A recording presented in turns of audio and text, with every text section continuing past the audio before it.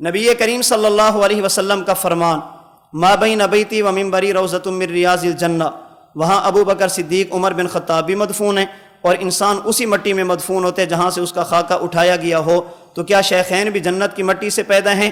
اگر پیدا ہیں تو پھر امتی اور نبی برابر ہوں گے۔ یاد رکھنا، جس طرح نبی کا بشر ہونا ضروری، بشر کا نبی ہونا ضروری نہیں، نبی کا معصوم ہونا ضروری، معصوم کا نبی ہونا ضروری نہیں، اسی طرح نبی کے وجود کا جنتی مٹی سے ہونا ضروری، جنتی مٹی سے بننے والے وجود کا نبی ہونا ضروری نہیں ہے۔ جو نبی ہوگا وہ بشر ضرور ہوگا، جو بشر ہوگا وہ نبی بھی ہوگا۔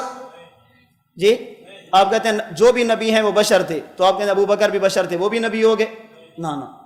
آپ کہتے ہیں جو بھی نبی ہوگا وہ معصوم ہوگا۔ اگر امت میں کوئی ایسا فرد ہو جو پوری زندگی گناہ نہ کرے، اللہ اس کو گناہ سے بچا لیں، تو نبی بن جائے گا۔ بشریت نبوت کا خاصہ ہے، جو نبی ہوگا وہ بشر ضرور ہوگا، لیکن جو بشر ہوگا وہ نبی اس کا ہونا ضروری نہیں۔ جو نبی ہوگا وہ معصوم ضرور ہوگا، لیکن ہر معصوم کا نبی ہونا ضروری۔ جو بھی نبی ہوگا اس کے وجود میں جنتی مٹی ضرور ہوگی، لیکن جس کے وجود میں جنتی مٹی ہو وہ نبی بھی ہو، یہ ضروری نہیں ہے۔ اللہ پاک نے اگر شیخین کریمین رضی اللہ عنہما کو جنتی مٹی سے بنا دیا تو تکلیف کیا ہے، پریشانی کیا ہے؟ ہاں، اللہ نے دونوں کو جنتی مٹی سے بنا لیا۔ نبی اور امتی کا فرق رکھنے کے لیے اللہ نے نبوت کے وجود میں جنت کے خواص رکھ دیے، شیخین کریمین کے وجود میں جنت کے خواص نہیں رکھے۔ اس میں حرج والی بات کیا ہے؟